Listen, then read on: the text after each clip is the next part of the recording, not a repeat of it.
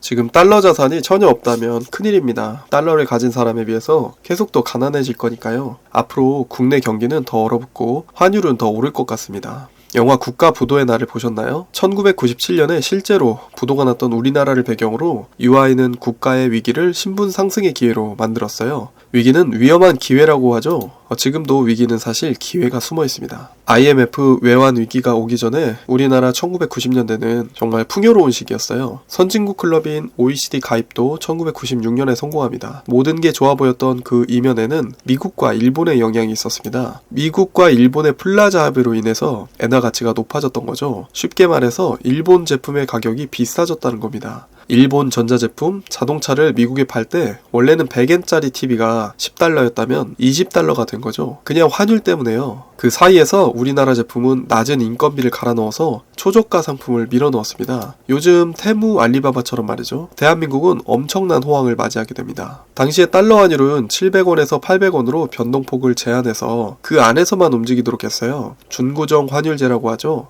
환율이 지금처럼 급격하게 변동하지 않는 거예요. 그런데 당시에는 고금리 정책으로 우리나라 금리가 10% 이상이었습니다. 그러니까 기업들은 금리가 싼 외국에서 달러 빚을 져서 투자를 하게 됩니다. 그리고 돈을 빌릴 때는 장기 이자보다는 단기 이자가 싸니까 당연히 단기로 빌려서 만기가 되면 계속 연장을 하는 거예요. 어차피 이자는 내면 되는 거니까. 근데 내가 1달러를 800원에 빌렸는데 이게 갑자기 1600원이 되면 갚아야 할 돈이 2배가 되는 거잖아요. 하지만 어차피 우리나라는 환율을 유지하는 준고정 환율제라고 했으니까 안심하고 기업들이 달러를 1년 미만 단기로 최대한 끌어왔어요. 그리고 남는 달러는 동남아에 투자를 했습니다. 그런데 1995년 1월 17일 일본에 대지진이 발생합니다. 지진의 피해가 얼마나 컸던지 보험금 지급과 재건 작업을 위해 엄청난 양의 해외 자산을 매각해서 엔화를 확보했습니다. 그 때문에 엔화가 너무 치솟게 되었죠. 슈퍼 엔고 위기를 해결하기 위해서는 외환시장 개입을 해야만 했고 미국의 허락이 필요했습니다. 마침 금리 인상이 필요했던 미국이 이를 들어주게 됩니다. 금리 인상의 목적 중에는 물가 안정 효과가 있어요. 사람들의 저축을 늘리고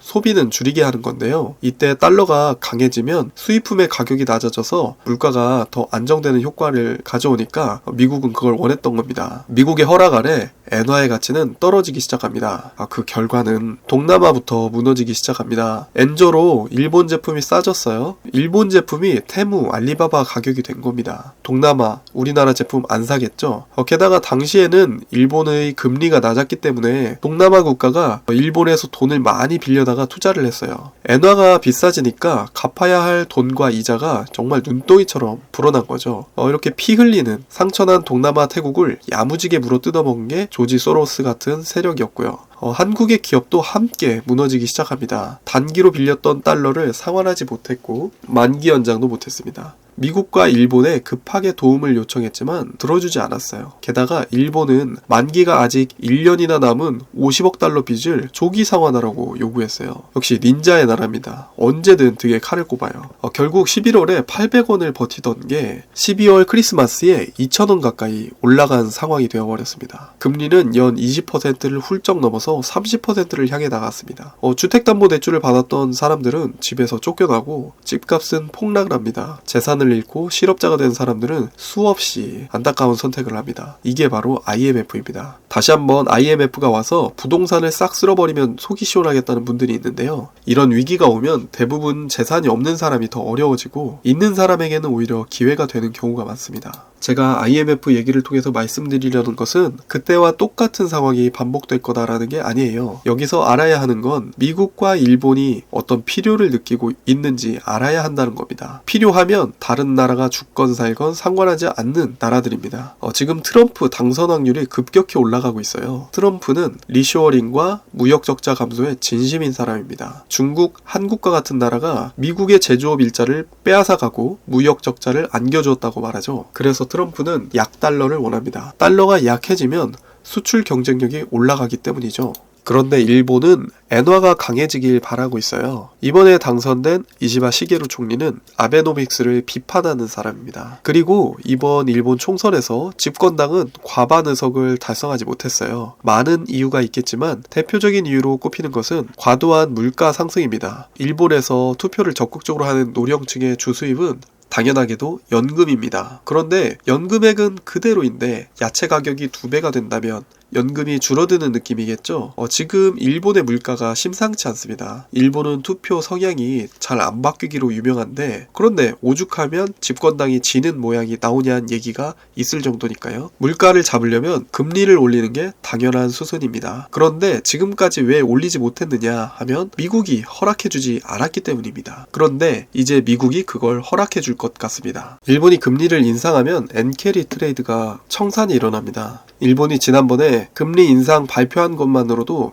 청산이 발생해서 증시에 충격을 줬고 엔화 가격은 급격히 상승했습니다. 반대로 달러 가격은 약화됐고요. 증시가 흔들리는 것이 실은 미국 현 정부의 호출을 받고 바로 철회하긴 했지만 그 위력을 체험할 수 있었습니다. 이 상황에서 우리가 해야 할 최선의 선택은 바로 엔화로 대피하는 겁니다. 국가 부도에 나르서 유아인처럼 하는 거죠.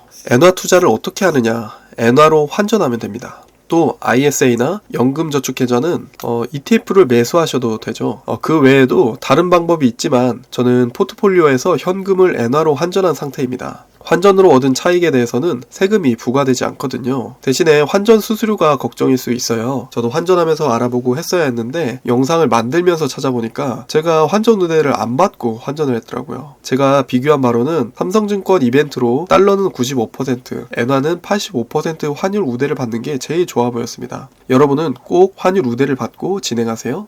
이런 얘기를 하는 저는 사실 평범한 직장인 아빠입니다. 주식 투자에 관심을 갖고 투자하다 보니까 어느 정도 수익을 내고 있어요. 제가 엄청난 고수는 아니지만 주식은 빨리 시작할수록 유리하다는 건 분명히 알게 됐습니다. 저도 투자에 관심을 갖기 시작한 건 20대부터였는데요. 주식은 내 돈 잃을까봐 시작을 못했었거든요. 하지만 도박적으로 투자하지 않고 정석으로 포트폴리오 전략을 사용한다면 안전하게 자산을 불릴 수 있다는 걸 알게 됐습니다. 그리고 본격적으로 시작하게 됐죠. 포트폴리오 절반은 주식에, 절반은 현금을 유지 중인데 이번에 절반의 현금을 엔화로 움직여서 다가올 위기에 더 큰 기회를 잡으려고 합니다. 미국은 자국 우선주의로 우리나라에 큰 위협을 주고 있고 일본은 금리를 올리려고 하고 있어요. 이미 달러는 많이 올라 있지만 엔화는 아직 진입 가능한 시기입니다. 투자자금 포트폴리오의 일부분을 엔화에 진입하는 것은 나쁘지 않은 판단입니다. 물론 이 영상 하나만 보고서 실행하기는 쉽지 않습니다. 아직 투자에 대해 확신이 없기 때문이죠. 우선 스스로 투자에 대한 확신이 있어야 하는데요. 처음이라면 딱 일주일만 매일 1시간씩 내서 공부해보세요. 자료가 필요하다면 댓글에 링크를 봐주시면 됩니다. 감사합니다.